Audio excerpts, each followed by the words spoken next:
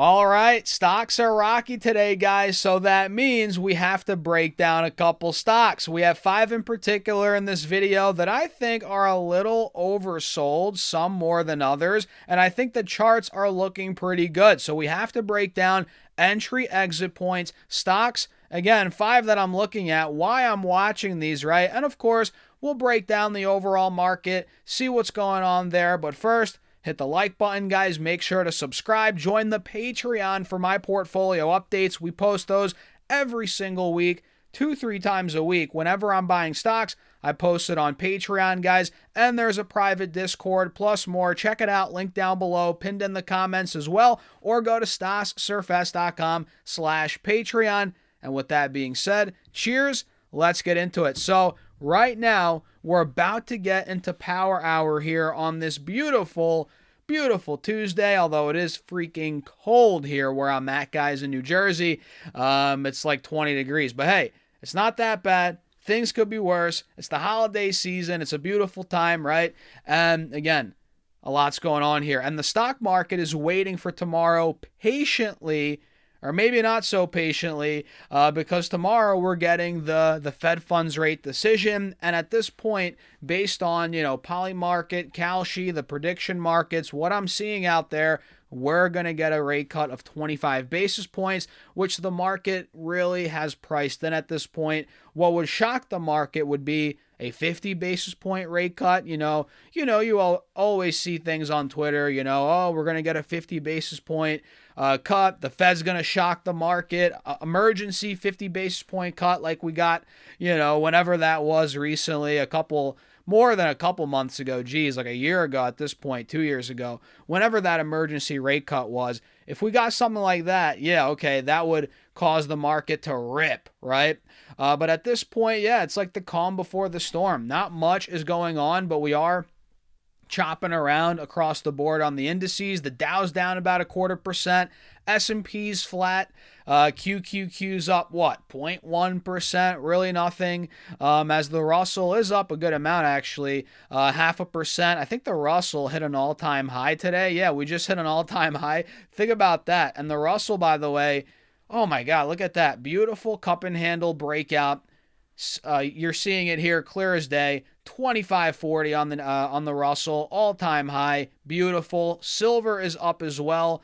My goodness, guys, another all-time high for silver. It looks like people are front-running that move. We're getting a rate cut tomorrow. Maybe more inflation's on the way. Hey, let's buy some safe haven assets. Silver's up 4.8%. My goodness, guys, which silver's been in a straight line up for months, it seems like. And yeah, the cup and handle breakout is playing out on silver beautifully here, which we did call out, not to toot my own horn, but we did call that out a couple months ago. So yeah, things are, again, calm before the storm. A little rocky, a little shaky before tomorrow, but remember, it's a 2-day meeting. It actually is going on right now. Today, Tuesday, and tomorrow, Wednesday. So it's like, oof, the calm before the storm is here, guys. And these are 5 stocks that I'm watching. Let's just dive into it. So the first one I want to go over is Meta, and I own Meta. You guys know that. I started buying it after earnings recently. It tanked after earnings. We don't have to go into that. You know why at this point. You should by now. And I started buying it after earnings. I bought all the way down, and I'm up on my position now. I'm up, and we're breaking out. But look, we're seeing a little pullback within the breakout, and I got a lot of questions. Stas, is it too late to buy Meta?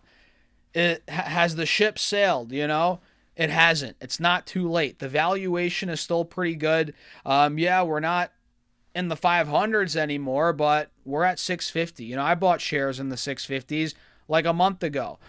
So at this point, I still think it's a good spot to buy. Look, we hit 685 about a week ago. Now we're at 657. So I was getting that question a lot on this day here, and I was like, I don't think it's too late. And now we're getting the pullback. This is a great opportunity, in my opinion. Do your own research. Full disclosure, I own Meta, but the chart looks great. Inverse head and shoulders. We're still oversold. A long ways to go, right? And we're in the breakout. We're within the breakout. We have a golden cross, right? and we're just pulling back within the breakout. So at this point, I'm looking at Meta like, okay, it's right above the 50 SMA. We have a golden cross. We're holding a higher low here. We're actually already bouncing into close a little bit, right? I think Meta looks pretty good, and I'm not necessarily going to add more here yet because I built my position out already. I went nuts on the dip here. I'm kind of just holding on now, but if you're not in it again, I think this looks good. I think it looks good. It's breaking out, and we're seeing a pullback within the breakout, which again opens up entry, potentially. Do your own research, guys.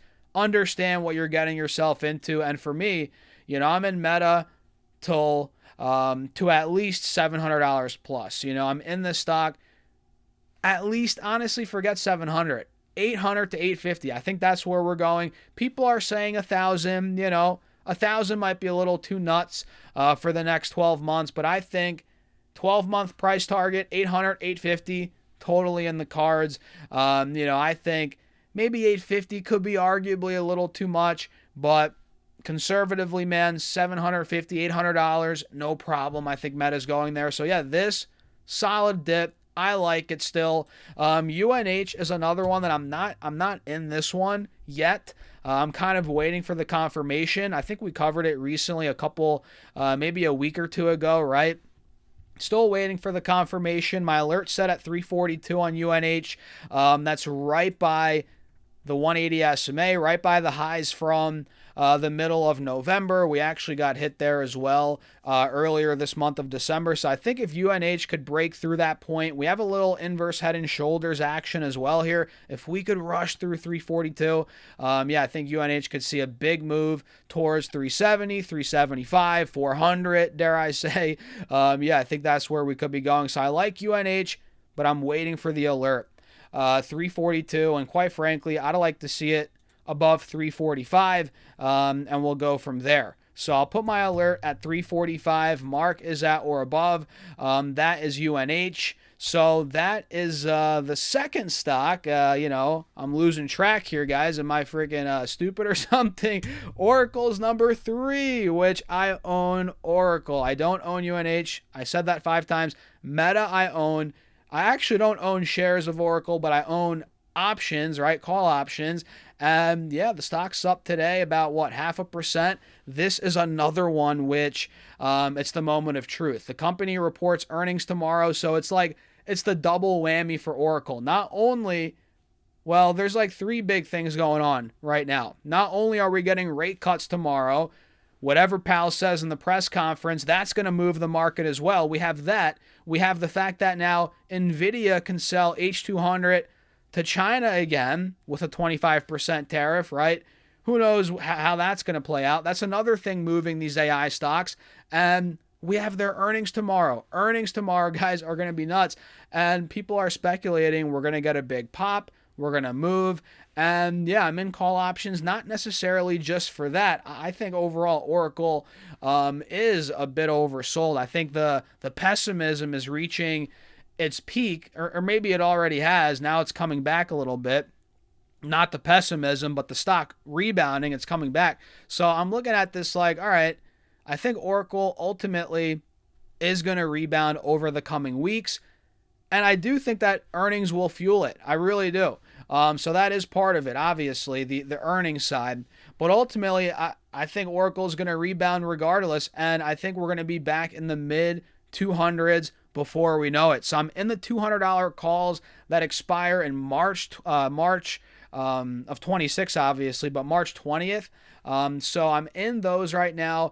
And I'm up a little bit. I bought in the money calls, so there's intrinsic value there. Usually, that's what I've been doing lately. I've been buying more in the money calls when I'm, trading options. I'm not a huge, call buyer of puts either. I'm not a big, options trader when it comes to the buy side. I do sell options. I do like doing that for income. Well, I don't really live off of selling options, but, I kind of reinvest it and do that kind of stuff. But yeah, I think this could be an interesting play. I could be an idiot. We'll see. The stock could tank tomorrow after earnings. But yeah, I paid $37 a contract on that, on those $200 calls. So yeah, I'm in those. I think it's oversold. Honestly, I think we're going to get a nice pop in the coming weeks, and that's where the money's going to be made. And I'll be out of those call options in an ideal world, which obviously the stock market, guys, anything could happen. You got to prepare for everything. You got to have risk management. And I don't have a ton of money on this trade. It's not like I'm riding, putting the farm on this trade or anything. But it is a move that I think is going to work out, but we'll see. We'll see. So another one is Rivian, RIVN, which isn't insanely oversold in the short term necessarily, but I guess it is down a little bit off the recent high, but the chart looks good, and I had to share it in this video. I just had to. You can see here it's a cup and handle breakout forming. Rivian hit 1820 back in the middle of November, and then sold down to 1420. Held a higher low here, and it's been rebounding since. We hit about 1860 2-3 days ago. We took the high out from the middle of November. Now we're seeing a bit of a pullback. We're starting to pop off this 50 moving average. This is a clean cut, cup and handle breakout in the making, right? And I think this breakout, if it plays out, big if, we'll see. Rivian's a volatile stock, obviously. But if it plays out, I think this could take it to over $20 a share yet again. Which, for those that maybe you don't know, maybe you haven't seen it, Rivian was well over $100 at one point in time, which is wild to think about. Yeah, it went from 180 down to where it is now, or it got down to $8. Now it's at 17. So my goodness, man, Rivian's gotten demolished. But hey, that doesn't take away from the short term here, which I think, yeah, there could be a trading opportunity. Watch for that cup and handle breakout, which again I think could take us to 20 plus. Dare I say to the mid 20s, guys. Yes. So that's Rivian. Roblox is another one. RBLX, well, the last one. By the way, guys, if you haven't hit the like button yet, hit the like button, subscribe. I appreciate you all for tuning in. You guys are awesome. So RBLX, Roblox has been demolished. The stock hit $152 back in the end of October, and now it's down 35% from that point. And it kind of looks like a bottom's being put in. We have a bullish divergence here on the RSI. You can see if I pull back on the 1-year chart, looks like a higher low's being put in. 3-year chart, you're noticing, okay, same thing, higher lows being put in. 50 SMA, we're bouncing off of it, right? This looks very good. The chart does, right? So I'm not looking at Roblox here as a fundamental play. It's really just a short-term rebound candidate or play, whatever you want to call it, as it's pretty oversold, 35%. I get it. It got ahead of itself heading into earnings, but man, it got beaten to death after. I think now we're starting to get that relief rally, and I think it's going to have some legs, honestly. And I think if we take out $100 a share, which is right by the 180 SMA here on the 4-hour chart, I think we're going to break through and see some momentum build up. So I just put my alert there. We'll see where it goes. I'm watching it, guys. And full disclosure, I only own 2 of these stocks. Again, Meta through shares and Oracle through call options, right? Those are the only 2 stocks I own. And yeah, the other 3 I'm eyeing up, obviously, or I wouldn't be covering them in this video, guys. So with that being said, let me know your thoughts in the comments. If you want to join the Patreon and work with the community, myself, more one-on-one throughout the week, there's, of course, a Discord chat, private Discord. I post my charts and ideas throughout the week. And the biggest perk is my Patreon portfolio. We're building that with $1,000 a week, guys. If you want to be a part of that, check the link down below, pinned in the comments as well, or go to stocksurfest.com/Patreon, and shout out to everybody that's been joining. A lot of signups. You guys are awesome. I hope you're finding a bunch of value in there. It's been fun. It's been a fun ride this year, and I'm pumped for 2026. Hope you guys have a great rest of your day. Stay hydrated. Cheers. Thanks for tuning in. I'll see you in the next video.